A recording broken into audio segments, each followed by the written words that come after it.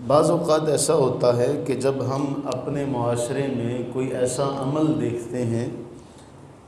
جو ہماری تہذیب کا ایک حصہ ہے، ہمارے کلچر کا ایک حصہ ہے، ہمارے معاشرے کا ایک حصہ ہے، اور جب ہمیں وہی عمل جو ہمارے معاشرے میں رائج ہے، جب ہمیں وہ حدیث میں نظر آتا ہے تو پھر ایک عجیب سی ایک خوشی اور ایک لذت محسوس ہوتی ہے اس عمل میں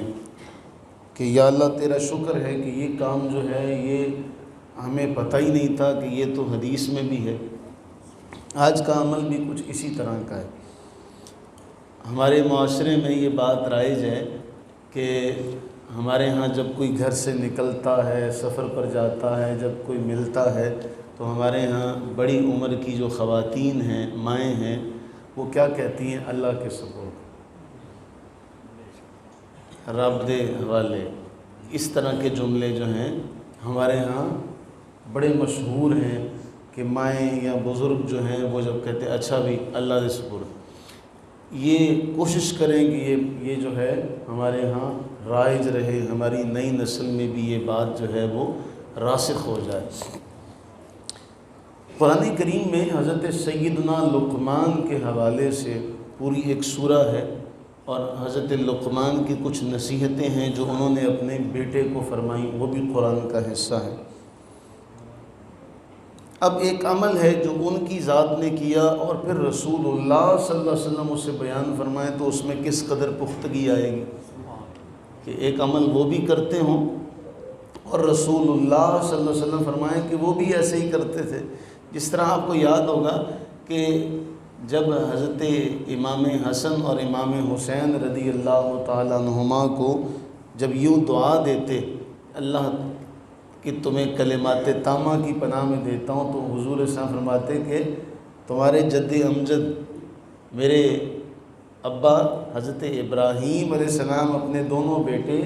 اسماعیل اور اسحاق علیہ السلام کو بھی یوں ہی اللہ کی پناہ میں دیتے، تو بات کے اندر تقویت ہو جاتی ہے۔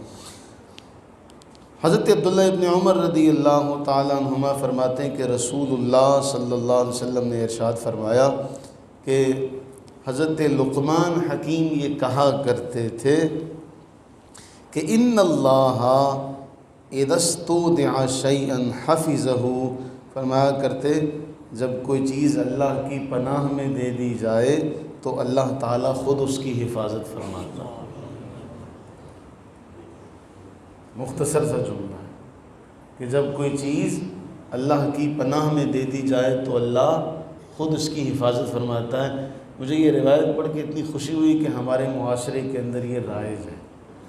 ہمارے معاشرے کا یہ حصہ ہے کہ ہمارے ہاں ہمارے گھروں میں یہ معمول ہے کہ جب بچے جاتے ہیں تو ماں باپ کہتے ہیں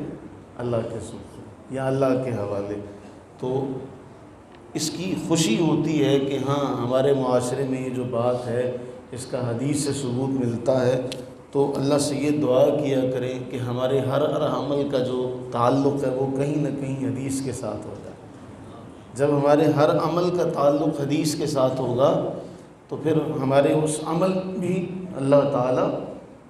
برکتیں پیدا فرمائے گا۔ اللہ تعالیٰ ہم تمام پر اپنی رحمتیں برکتیں نازل فرمائے اور ہم تمام کو اپنے تمام کاموں کو سنت کے مطابق کرنے کی توفیق عطا فرمائے۔ آمین۔